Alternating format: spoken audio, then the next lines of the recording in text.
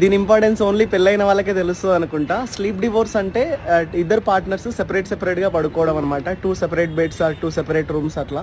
Reasons వచ్చేసి different గా ఉంటాయంట. అంటే స్లీప్ స్కెడ్యూల్ అనేది ఇద్దరు వేరుగా ఉన్నప్పుడు ఒక్కొక్కరు వేరే వేరే చోట పడుకోవడం వల్ల యూజ్ ఉంటుంది. లేదంటే టెంపరేచర్ ప్రిఫరెన్సెస్, ఒకరికి ఏసీ కావాలి ఒకరికి ఏసీ వద్దు అన్నప్పుడు, లేదంటే కొందరికి స్లీప్ లో గురకబెట్టే అలవాటు ఉంటుంది కదా, దానివల్ల పక్క వాళ్ళ స్లీప్ డిస్టర్బ్ అవుతుంది కదా.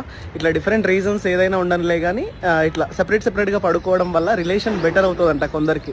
స్లీప్ డైవర్స్ చాలా చాలా చాలా పెరుగుతుంది ఇండియాలో కూడా.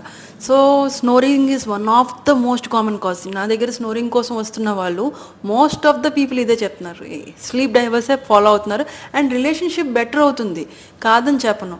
కానీ స్నోరింగ్ ఈజ్ క్యూరబుల్ అండి. సిప్యాప్ అనే కాదు, చాలా వేరే వేరే ట్రీట్మెంట్స్ ఉన్నాయి. దానివల్ల స్నోరింగ్ ప్రివెంట్ చేయొచ్చు, స్లీప్ డైవర్స్ని అవాయిడ్ చేయొచ్చు, ఇద్దరు కలిసి హ్యాపీగా ఉండొచ్చు.